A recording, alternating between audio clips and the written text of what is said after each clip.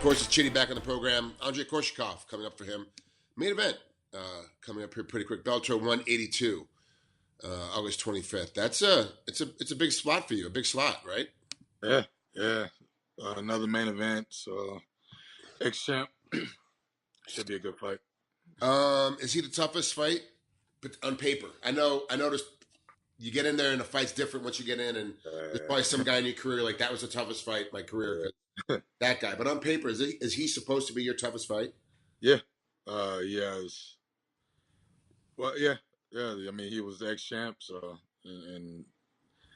and he's more well-rounded than most of the guys I fought before. And yeah, I assume on paper he should be my toughest fight. He is well-rounded, like you said, but what do you think is his specialty? If you had to break it down and look at him and go, okay, this is the one thing for sure he's going to try to accomplish. What do you think it's going to be?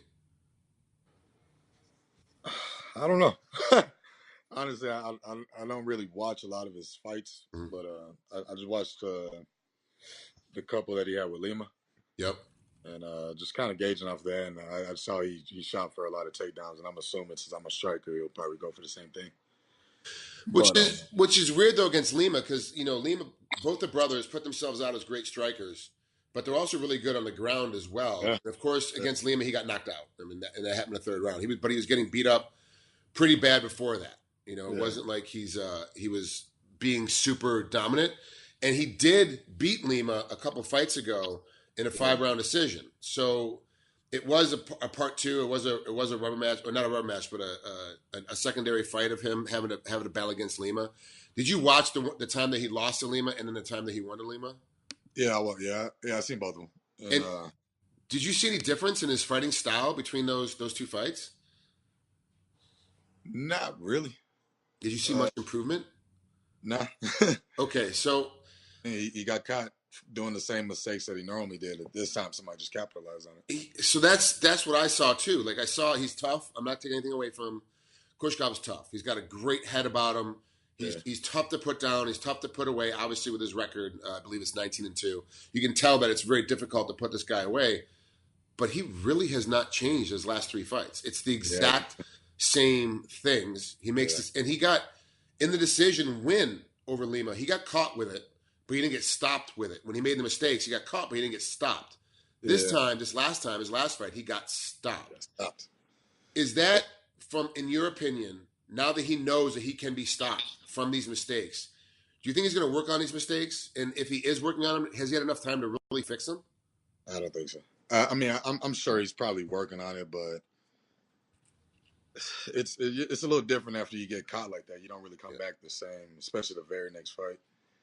But I don't think he has enough time to really work on it like that, because I've been striking for so long. Like I can still take advantage of those little moments. Like he doesn't have enough time for it to be like muscle memory, Like he has to think about it, and if we're in the heat of the moment, he might be exhausted.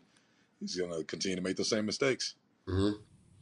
You are such an accomplished striker. Do you actually spend less time in your camp striking now because it is so good for you, and that's obviously your forte, and you spend more time on other things, or is everything still pretty balanced? Nah, I'm actually spending more time striking. Really? Yeah. I mean, I'm still doing my jiu-jitsu and my wrestling and stuff, but like I feel like I need to focus on what I'm good at too. Like really take that over the top to the next level, and while I'm getting better on the ground at the same time, I can't just say, oh yeah, I'm good enough at striking. Like I don't think there's ever a time where I'll be good enough. Like I need to continue to get better and continue to grow, and if striking is what I'm good at, then I need to be great at it. And then jiu-jitsu and wrestling, I need to work on getting that better, and then soon one day I'll be great at that too. But as of right now, I think I turned it up. Like I'm training harder with my striking. Wow, that's interesting, because you are so good. I thought for sure, like, okay, well, I got now me work on my jiu-jitsu, work on my wrestling a little bit more. Just one extra day a week on the other two, as opposed to everything. But you're working more on your striking. Now, was that a one kick Nick's suggestion, or was that somebody you walked in and said, Nick, I am definitely going to keep doing this because this is where I'm at? Was it your decision? I mean, it wasn't really even about this fight. It was just something that I felt like I should be doing myself. Like I started working a little, like doing a little more, doing a little extra after class by myself. I started doing this before we even got the fight contracts, before I even know I was fighting them. But I just kind of looked at everybody else and realized why everybody else is at the level that they're at, and it's like that little extra work that they put in and little extra time. And I got away from that for so long, and like doing the extra bag work and doing the extra clinching and all that stuff. I got away from it for so long, so I'll go out there and I'd forget to do a lot of stuff. I'd forget to do. I'd be in positions that I'm great at and not do what I'm normally doing because it's not like muscle memory. It's just something that I'm capable of doing it, but I just didn't do it. And I feel like I just need to continue to push and work on that, and to where I can go in the ring and just let anything fly. What are the coaches saying about this fight? Who came up with the game plan against Andre? Was it you, or did the coaching staff to sit down? Oh, yeah. Coach, yeah, I let them come up with all that. I just do what they tell me to do. But yeah, Nick comes up with all the game plan. Sergio, we work on the stuff that we need that he feels like I need to work on, or things that he thinks that I can catch him in the fight. But ultimately, yeah, they come up with all that. They're the one that study the tape. I don't really watch fights, and I'll watch one or two just so I can get a feel of what's going on, and then they come up with everything and tell me what I need to do, how I need to move, how I need to train, and yeah, I leave all that shit up to them. That's too stressful for me. Would you, speaking of stress, is it more stressful for you to be the main event, or is it more stressful for you to be earlier on the card? Like, would you rather be the last fight of the night, or would you rather be a little bit early to get it over with? It's not even really about stress. It's just the weight, sitting in the back and tired. Everybody else is going out and winning their fights. You're like, fuck, I just want to go now. Yeah. You're starting to get hungry again, and you can't eat though because it's too close. And yeah. Yeah, like that part's just miserable. I think I'd have the same stress level whether I'm the first or the last fight. That doesn't make a difference, but I just hate the wait. I hate just sitting around waiting, getting warmed up, and then cooling off again, and then warming back up.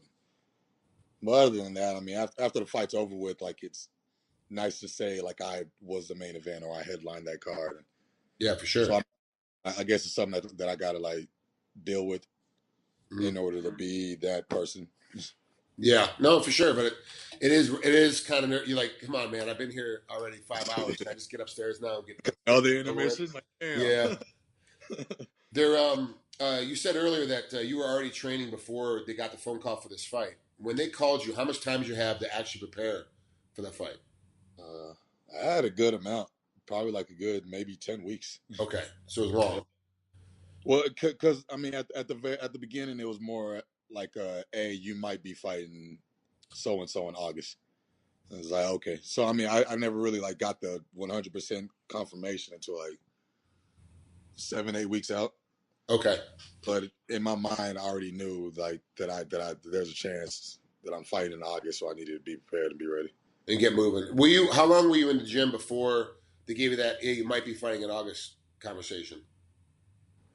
I wasn't training hard, but I would at least try to get a workout in like once a day. So like maybe from August 25th, a good probably 11 weeks out. Oh wow, maybe even 12 weeks out. Like I was just, yeah. But I wasn't training hard, and if somebody needed if somebody's sparring partner didn't show up, I would help out. But other than that, I just went hit pads a little bit, focus on a little technique, and get a little on afterwards. But it wasn't no training camp or nothing like that. I wasn't running 5 miles a day. Right. Yeah. Speaking of running, how's your weight right now? It's actually better than my last camp. Yeah. I got a new meal prep sponsor. Oh, good. Got Las Vegas Meal Preps. Oh, good. Okay. Got a lot, man. A lot. And that's obviously helped out because now it's portion controlled. You're getting the right amount of protein, vegetables, starches. Like, and did you notice a difference on it right the first week that you're on the meal prep? Yeah, immediately. Like I lost weight immediately, and then, but I think I got on the meal prep real early on, so I was still like eating bad here and there and shit. But I wouldn't see the difference, like from eating bad one day and then, like I would blow it back up. I'll gain everything right back. Like it was that easy. Yeah. Of one day of eating bad, and like so I noticed a big difference. How that sponsorship come about? They just reached out to you? Or did you reach out to them? Oh no, I hit my agent one day and I told him I need a sponsor, meal prep sponsor. because that was really the only thing I was missing. I have everything else. I got supplements. I got my training down. I started doing my wrestling over at Couture's now too. Good. Yeah. So, yeah. So I got everything else, and I just needed to get my diet right. And so he hit them up, and they were down immediately. I guess she works with a lot more athletes, but mainly like basketball players and stuff like that. But yes, I believe she has a huge in with the summer league. So the summer league's in Las Vegas. Like all those guys are hitting her up for because they're in hotels. They're not at their house, so like they can't cook. They're just kind of stuck. But they have access to a microwave. They can reheat something, but that's all they can really do. So that's dope. That's kind of her into it, and then it's blown up for her, especially right now because everyone. Oh, you know her? Yeah. Oh, okay. Yeah. It's pretty dope. Yeah, she was telling me all about that. And I think a lot of the basketball players that she works with trains out of One Kick's gym is in the sports center. Mm-hmm. Yep. So, they have the basketball court there and shit. So, all the guys even train even when they come out. So, it's pretty simple. I met her up at my gym and everything. She's like, oh, no, I'm here all the time. And a part of it, too, with sponsorship, it's also, you got to like each other. Yeah. You can't really sponsor a company that you're like, you may love the product, but then the person that you're dealing with, you're kind of like, I'd rather not. Like, it's okay. This guy or this girl's kind of a dick. Like, I'd rather move on and use something else. But it seems like it worked out pretty well, and now it's your waist down because now you're getting older. You're 28. Yeah. It's not like that you're going to hit that 30 mark very quickly, and then all of a sudden you're still going to be competing. You'll be 35.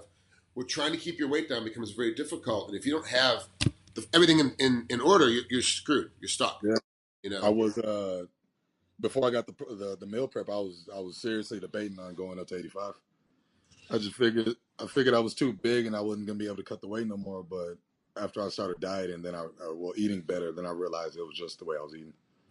And it's funny. I talk to a lot of older fighters, guys that have been in the game a long, long time. They're like, I've got my reps, I've got my term down. I back off on my sparring. I have to be smarter because I'm older. We're talking guys like mid to late 30s, and they're like, yeah, honestly, at the end of the day, like really, what it comes down to, it's 20% preparation and 80% diet. If I can stay on my diet, then I'm okay. Like my weight's good. It's easy to practice. I'm not stressing over trying to cut all that weight. I don't have to like fluctuate up and down between weight classes. I stay at the weight class and I'm most built for it. They go, but in between camps, I'm still on my diet. Like I still have to be on that diet. I can't switch off. Yeah. Oh well, for the next month, I'm gonna eat whatever I want and do what I want. Then all of a sudden you come back on, and then they talk about 12 weeks is not enough time. A 12-week training camp is not enough time because it takes them a month and a half to get their weights down. But we're talking about the older athlete. Metabolisms are slower, stuff like that. So no, I'm already feeling it. Like I'm starting to understand it now already. Nick is actually the one that told me at the beginning before the fight was for sure. He was the one that was telling me like, hey, just focus on getting your weight down for now, and then just stay in the gym, and then we'll turn it up whenever we need to turn up. But as of right now, just worry about your weight. And it's like, I feel like I'm getting to that point to where I actually have to like keep my weight down, and it's not like, oh, I'm good, I'll just cut the 20 pounds the night before. It's like, nah, can't do that anymore. No, not with the, especially with the new breed, which Andrey is a new breed of athlete that these guys are showing up closer to weight. Like they're fighting at the weights that they're kind of walking around at. I mean, they're not walking around at 170, but he's walking around a little bit lighter, cuts a little bit of weight, makes the weight, he's able to rehydrate, easy to recuperate. Comes in for that fight and gets pushed into the fourth and fifth rounds. Obviously, he's doing okay. He still has some energy left. Well, a lot of other guys are fading because they cut too much weight, and it sucks to be in that position. We're like, if I just had another half of it on my gas pedal, I could finish this fight. I could get there. It's tough. Yeah. Well, Chidi, thanks so much, man, for coming out here. I appreciate it. I know you got some errands you got to run and pick up your buddy from the airport, so I'll let you get out of here. It was awesome. Thanks so much for coming through, man. It was great. No problem. It was so much fun, and I can't wait to see this fight. This fight for me is actually super exciting, and more so now because I know you're working on your stand-up more. So I want to see what you're going to do, what little improvements have come through your stand-up now, because I thought you were so proficient. He doesn't really need to work on it, but you proved me wrong. Gotta get better, man. Gotta stay on top, stay grinding. People don't say champions just from sitting back and thinking that they're good enough, Yeah, that's right. All right, brother. Great talking to you. Have a great rest of your day. We'll talk later. All right, man. You too, bro. Take care.